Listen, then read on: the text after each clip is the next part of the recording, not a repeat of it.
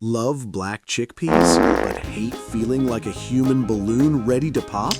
Chickpeas have natural sugars your stomach can't break fully. Bacteria ferment it and boom, gas.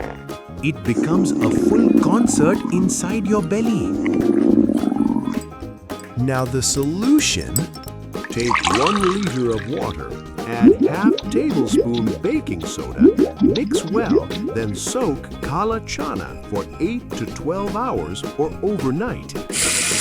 Next day, discard water and rinse. Want even less gas? After soaking, drain it and sprout 24 to 48 hours.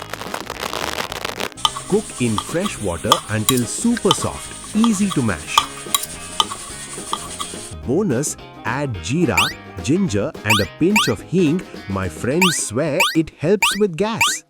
Try this and comment if it worked. Tips and health benefits. Subscribe to this channel.